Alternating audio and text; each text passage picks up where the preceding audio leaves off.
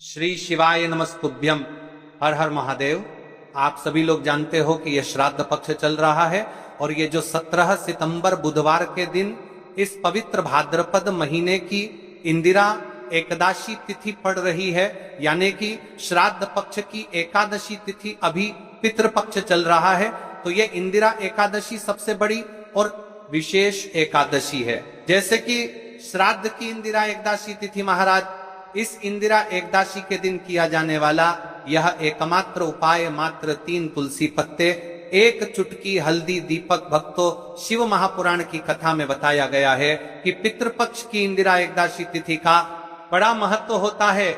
जैसे कि 17 सितंबर बुधवार इंदिरा एकादशी तिथि। देखिए, आप सभी को पता है कि अभी श्राद्ध पक्ष चल रहा है, यानी कि पितृपक्ष। और इस श्राद्ध में यदि हम कोई सा भी उपाय करते हैं तो स्वयं हमें हमारे पितरों का आशीर्वाद प्राप्त होता है।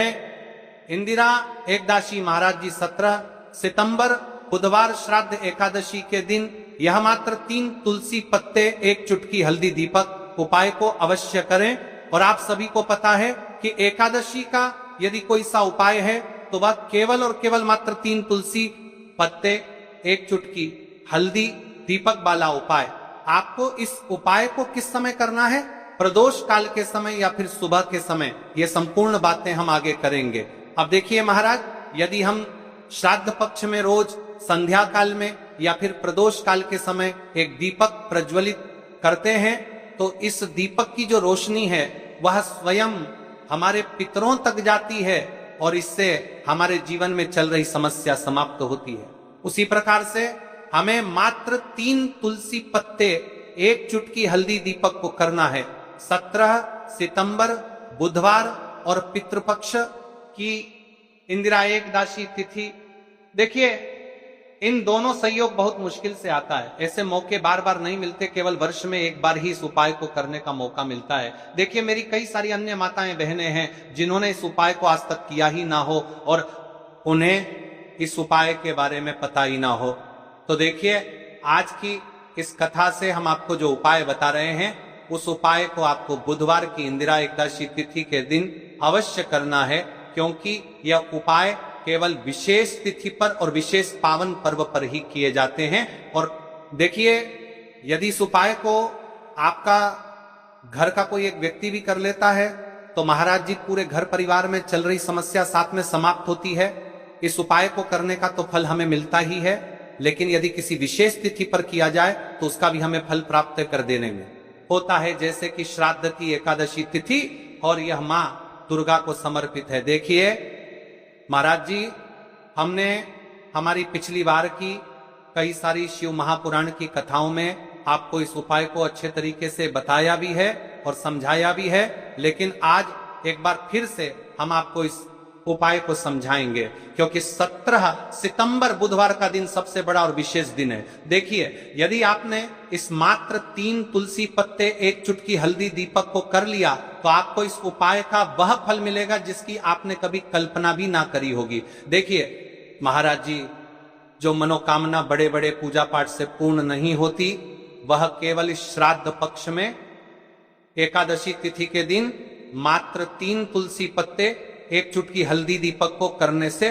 पूर्ण हो जाती है। देखिए, मेरी कई सारी माताएं बहनें हैं जिन्हें पता भी नहीं है कि उनके जीवन में जो समस्या चल रही है उसका कारण क्या है, यानी कि मुख्य कारण क्या है, किस वजह से यह समस्या है। मतलब भाई, जीवन में जो अटकने आती हैं जिनका कारण अक्सर हमें पता ही नहीं चलता, वे कई बार पितृशक्ति या घर की अनुचित ऊर्जा के कारण होती हैं। देखिए, श्राद्ध पक्ष वह काल है जब हमारे पूर्वजों की स्मृति का प्रभाव सबसे अनुभवी होता है और इस पावन पर्व पर एकादशी पड़ रही है तो यदि आप ये उपाय एकादशी वाले दिन करते हैं तो इसका 100 गुना बढ़ जाता है। देखिए महाराज, मात्र 3 तुलसी पत्ते, 1 चुटकी हल्दी दीपक जो शुद्धता और रक्षा का प्रतीक है, एकादशी तिथि की घड़ी में यह उपाय करके एक दीपक जलाकर हम अपने घर के नकारात्मक बंधनों को तोड़ने, पूर्वजों की शांति प्राप्त करने और जीवन में अच्छे अवसर पुनः सक्रिय करने का आग्रह करते हैं। इसलिए आपसे निवेदन कर रहे हैं, मात्र 3 तुलसी पत्ते, 1 चुटकी हल्दी दीपक अवश्य करें। देखिए महाराज जी, हम आपको आगे चलकर संपूर्ण बातें बताने वाले हैं कि इस उपाय को आपको किस प्रकार करना है, सामग्री कहां से लेनी है, किस समय करना है, कैसे करना है। ठीक है, तो आपको इस कथा के अंतिम तक बने रहना है। देखिए, हम राशि से जुड़ा भाग्य भी बता रहे हैं और भाग्य में चल रही परेशानियों को भी बता रहे हैं। तो यदि आप अपनी राशि से जुड़ा भाग्य जानना चाहते हैं तो अपना नाम और अपनी राशि कमेंट बॉक्स में अवश्य लिखें। अगली वीडियो में हम आपको आपकी राशि से जुड़ा भाग्य बताएंगे। अब बात कर लेते हैं उपाय के बारे में। तो देखिए महाराज जी, इस मात्र 3 तुलसी पत्ते, 1 चुटकी हल्दी दीपक वाला उपाय है। तो आपको कल इस श्रद्धा पक्ष की इंदिरा एकदशी तिथि पर इस उपाय को अवश्य करना है।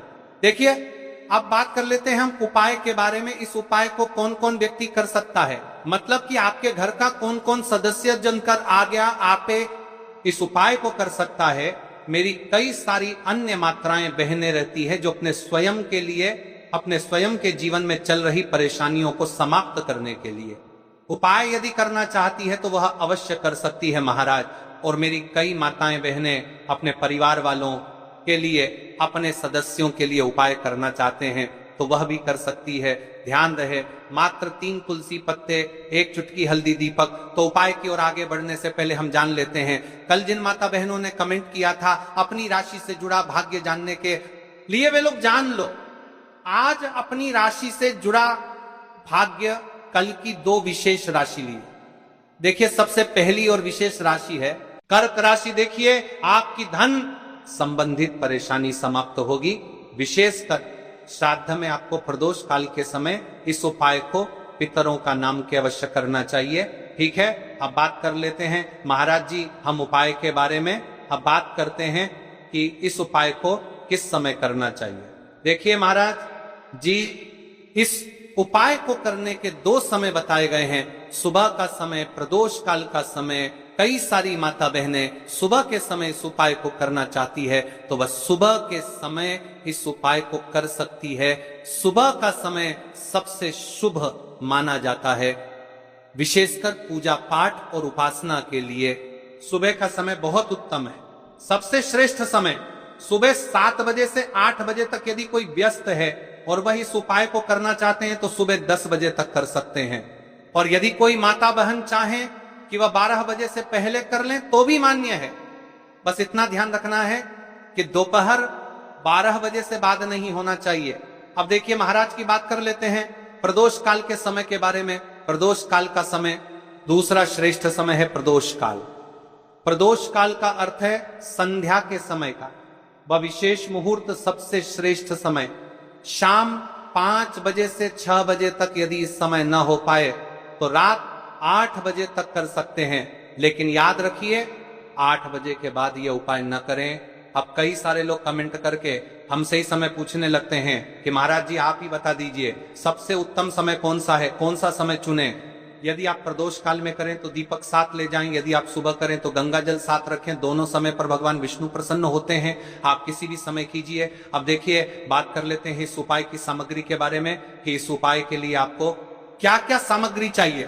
3 तुलसी पत्तियां ताजी हों तो उत्तम। यदि एकादशी का दिन है तो तुलसी नहीं तोड़नी चाहिए। ऐसे में घर में रखी सूखी तुलसी पत्तियां भी उपयोग में ली जा सकती हैं। यदि आपके घर में तुलसी का पौधा नहीं है तो आप किसी पड़ोसी या परिचित से ले सकते हैं।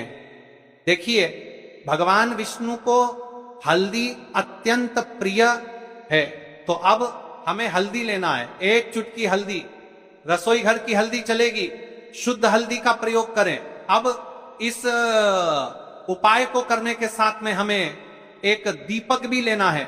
महाराज जी ठीक है, एक दीपक, लंबी बत्ती का दीपक प्रदोष काल में करने पर दीपक अवश्य जलाएं। थोड़ा सा गंगा जल सुबह के समय करने पर गंगा जल का उपयोग करें। भगवान विष्णु की प्रतिमा या चित्र, भगवान विष्णु, श्री राम या श्री कृष्ण की प्रतिमा रखें।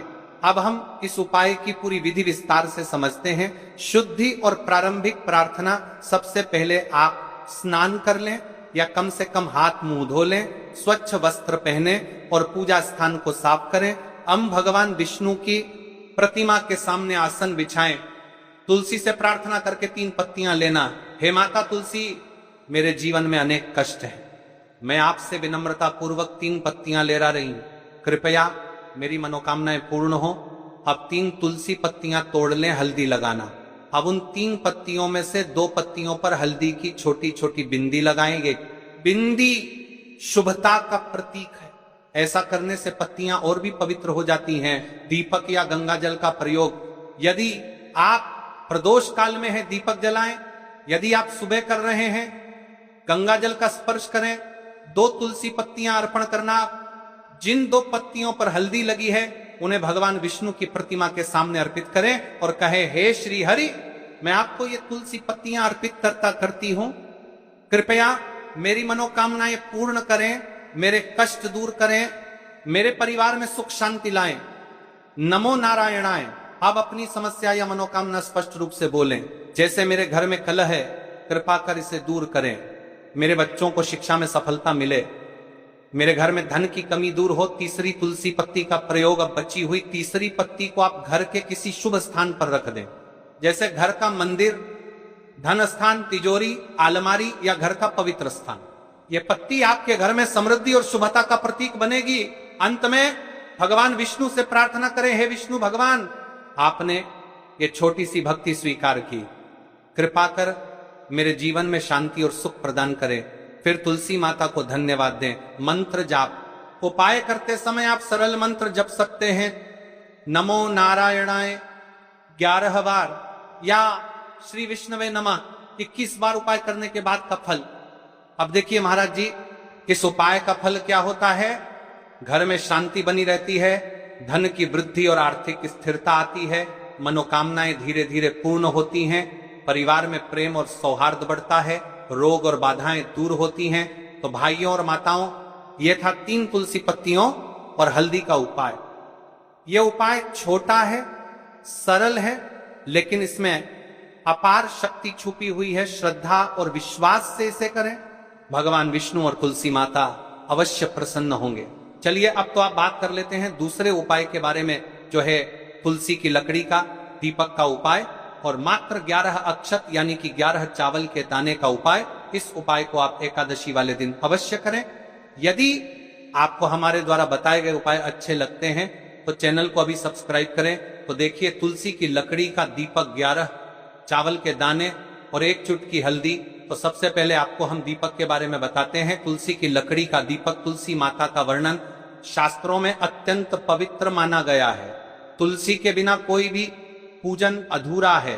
तो देखिए महाराज जी, आपको इस तुलसी की लकड़ी के दीपक के बारे में हम आपको सबसे पहले बताते हैं। हालांकि आपके तीनों उपाय को साथ में ही करना है, लेकिन सबसे पहले और प्रथम तुलसी की लकड़ी का दीपक। तो देखिए, तुलसी की लकड़ी प्राप्त करना, यदि घर में तुलसी का पौधा है तो उसकी जड़ के पास की नरम लकड़ी लेनी है। यदि घर में तुलसी का पौधा नहीं है तो बाजार से भी तुलसी की लकड़ी खरीदी जा सकती है। कई सारे घरों में तुलसी का वृक्ष नहीं होता है, तो आप ये भी कर सकते हैं, ध्यान रहे।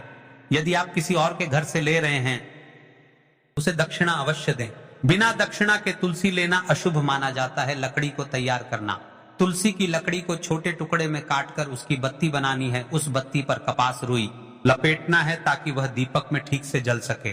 अब यहाँ पर महाराज जी, कई सारे लोग प्रश्न करते हैं कि दीपक हमें आटे का लेना है या फिर हमें दीपक मिट्टी का लेना है। तो देखिए, आपको मिट्टी का दीपक का प्रयोग करना है, क्योंकि हम तुलसी के लकड़ी के दीपक वाला उपाय कर रहे हैं। ठीक है, दीपक केवल मिट्टी का होना चाहिए, पीतल, कांसे या किसी धातु का दीपक इस उपाय में उपयोग नहीं करना। मिट्टी का दीपक धरती तत्व का प्रतिनिधित्व करता है और यह शिव पूजन में सबसे उत्तम माना जाता है। अब देखिए महाराज जी, हमें तेल का किस प्रकार प्रयोग करना है। तो देखिए, तेल का प्रयोग इस दीपक में तिल का तेल या घी का प्रयोग करें। तिल का तेल पापों का नाश करता है और घी समृद्धि व शांति का वास कराता है। अब कई सारे लोग प्रश्न करते हैं कि महाराज जी, आपने हमें यह तो बताया ही नहीं कि कितने दीपक का उपाय करना है, आखिर दीपक कितने बने हैं। तो देखिए, कितने दीपक जलाने। यदि समस्या बहुत बड़ी है, जीवन में गहरा संकट है, तो 5 दीपक जलाने चाहिए। यदि सामान्य कामना है तो 1 दीपक भी पर्याप्त है। हर दीपक जलाते समय यह भावना रखें कि हे भोलेनाथ, यह दीपक मेरी अंधकारमय जीवन राह को प्रकाशमय करे। जेके महाराज जी, तुलसी के लकड़ी के दीपक वाला उपाय है। यह कोई साधारण उपाय नहीं है। तो आपको क्या क्या सावधानी बरतनी है। दीपक को शिवलिंग पर प्रत्यक्ष रूप से न रखें, इसे मंदिर की चौखट पर या बनाए गए स्वस्तिक पर रखें। दीपक जलाते समय मन में शुद्ध भाव होना चाहिए। दीपक बुझने के बाद उसकी राख को पवित्र स्थान पर ही विसर्जित करें। महाराज जी, जैसे ही तुलसी की लकड़ी का दीपक जलता है वैसे ही साधक को एक अलग ही शांति का अनुभव होता है, मन का तनाव समाप्त होता है। आंखें बंद करके जब दीपक की लौ के सामने बैठते हैं तो लगता है कि यह लौ सीधे आत्मा से संवाद कर रही है। यह लौ मानो भगवान शिव के आशीर्वाद का प्रतीक बन जाती है। अब देखिए महाराज जी, हम बात कर लेते हैं 11 चावल के दाने वाले उपाय के बारे में, ठीक है। 11 चावल का धार्मिक महत्व। महाराज जी, चावल अन्न भोजन का साधन नहीं है, बल्कि इसे पूर्णता, शुद्धता और अखंडता का प्रतीक माना गया है।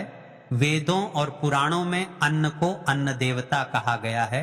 अन्नम ब्रह्मेति व्यजानात, यह उपनिषद का कथन है, अर्थात अन्न स्वयं ब्रह्म है।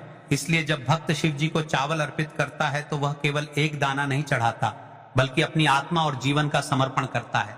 अब सबसे महत्वपूर्ण प्रश्न उठता है कि 11 शास्त्रों में कहा गया है कि मनुष्य के शरीर में 11 इंद्रियां होती हैं। जब भक्त 11 चावल के दाने शिव जी को अर्पित करता है, वह अपनी 11 इंद्रियों को भगवान को समर्पित करता है।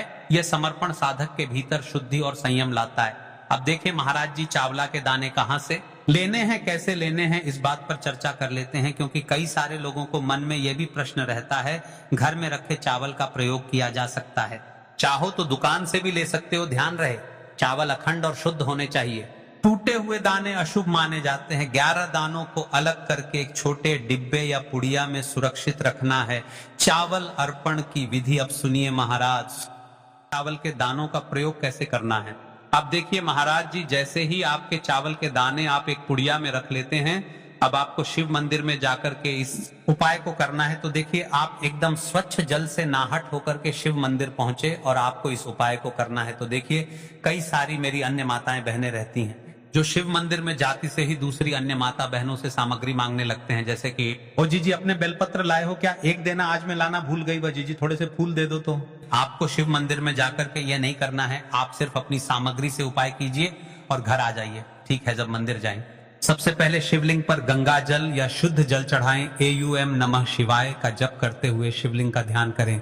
अब सबसे पहले एक चावल का दाना गणेश जी के स्थान पर अर्पित करें, क्योंकि गणेश जी बिना हर कार्य अधूरा है। इसके बाद शेष 10 दानों को एक एक करके शिवलिंग पर अर्पित करें। हर दाना चढ़ाते समय मन में एक एक प्रार्थना करें। जैसे पहला दाना है, शिव मेरे जीवन से रोग दूर करो। दूसरा दाना है, महादेव मेरे घर में सुख समृद्धि लाओ। तीसरा दाना है, भोलेनाथ मेरे संतानों को रक्षा दो। चौथा दाना, मेरे व्यवसाय नौकरी में सफलता दो। पांचवा दाना, मेरे परिवार में एकता बनी रहे। इसी तरह हर दाने पर अपनी मनोकामना रखनी है, भावनाओं की शक्ति।